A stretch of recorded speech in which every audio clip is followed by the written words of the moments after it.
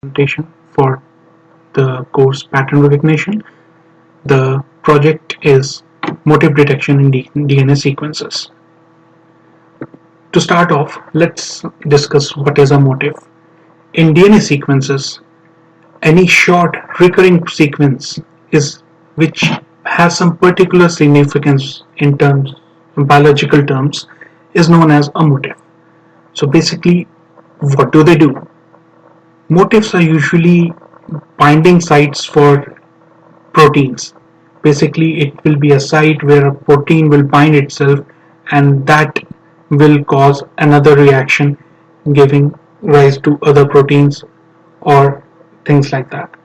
So basically, it's very vital to find these sites in DNA so that we can create the drugs we create and uh, other medical intakes we have, they can be bound perfectly with our DNA.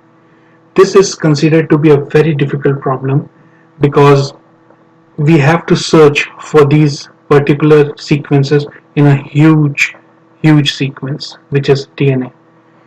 And there are a lot of different types of approaches to this. And over the years, people have used different approaches and come up with a lot of different algorithms to solve this. Before we get into the most used methods, I would just like to take a couple of minutes to talk about what other methods were used previously. So basically, two types of algorithms were created. One was word-based algorithms, and the other is probabilistic sequence models algorithms. The word-based algorithms were basically relying on exhaustive enumeration, and they basically ensured global optimity, and they were used for finding short motifs. What this actually means is that globally over the whole sequence, the motif would be optimal, and these algorithms could be used very quickly if specialized data structures like suffix tree were used. In case of probabilistic sequence models, they were basically in these methods, model parameters were basically estimated using maximum likelihood principle or Bayesian inference. Using these, a motif model was represented using position weight matrix. These methods required very few search parameters but were very sensitive to any change in the input. These were more optimal for larger motifs, and the problem with these was they were not guaranteed to find the optimal motif because most of them included a local search algorithm which basically limited the search to a certain area and then dug in. So it was possible to exclude the better motif in favor of the second best. The most widely used methods for motif finding right now are MEME and KIP sampler. MEME is basically a modified EM algorithm which uses statistical models, and it chooses the best width and number of occurrences and description of each motif. So basically, it uses different algorithms. It's an amalgamation of different algorithms, and it has been improved during its long use. There have been patches, and it has been improved a lot.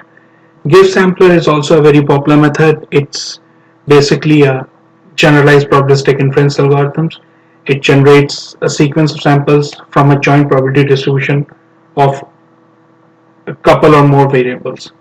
So the method we are going to use in this project is basically a variation of genetic algorithm. It was proposed by Fan et al. In this paper. So basically, there are three types of G operations here. Uh, it the mutations. So basically, uh, this is a normal GA operation in which after every iteration there's a certain possibility that the sequence we are using will mutate. The addition is basically a G operation which adds a new site to the motif currently the current motif which we are analyzing, and deletion simply deletes the last addition to the motif. So basically, to find how it works, we use a fitness function which has three internal operators. Compares basically matches a nucleotide from the current motif to a sequence. A match sums up all the values. If the compare finds a match, it gives a value 1, otherwise 0. So match combines all summates all these values and gives us a score. Now max match is basically the fitness score of the motif when compared to a particular sequence. It basically checks which of the scores are better and returns that value. This is the pseudocode which we have for the uh, program. This was given in the paper that we referred, and it basically enumerates what exactly has to be done step by step. Second difference in this paper, in this algorithm, basically towards the end, we use second difference to find the uh, optimal length. So this is just an example to explain how second difference works.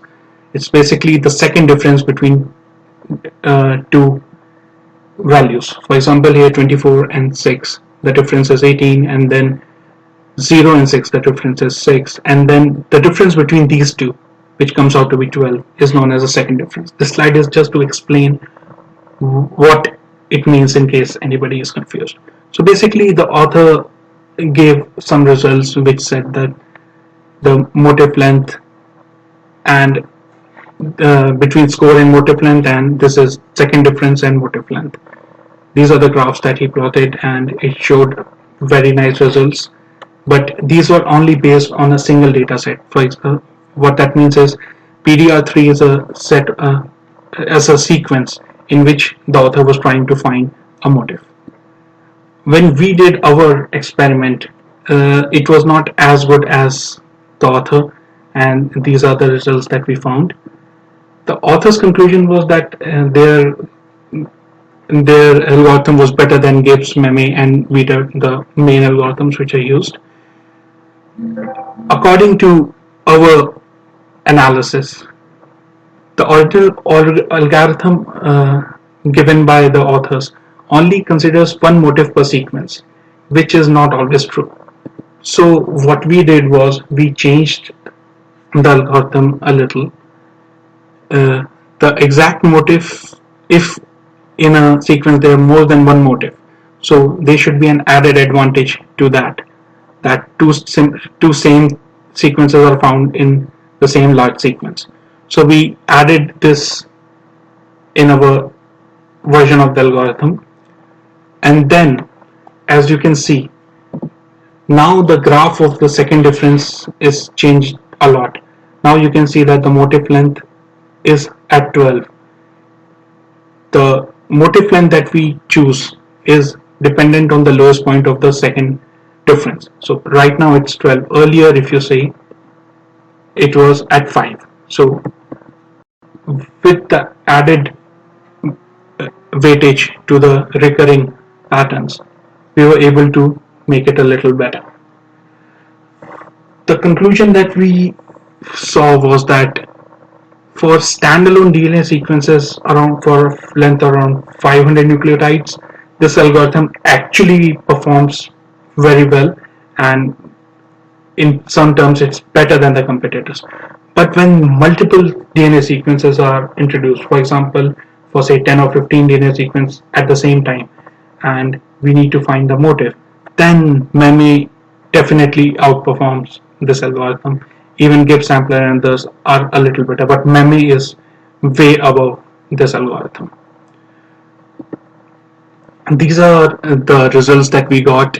The results that we got are somewhere are here, and the results that the author sorry, these on the left are the results that we got from three cases we took. First case is 15 DNA sequences, second is 1, third is 4, and on the right are the results from the meme, the widely used algorithm method which is there.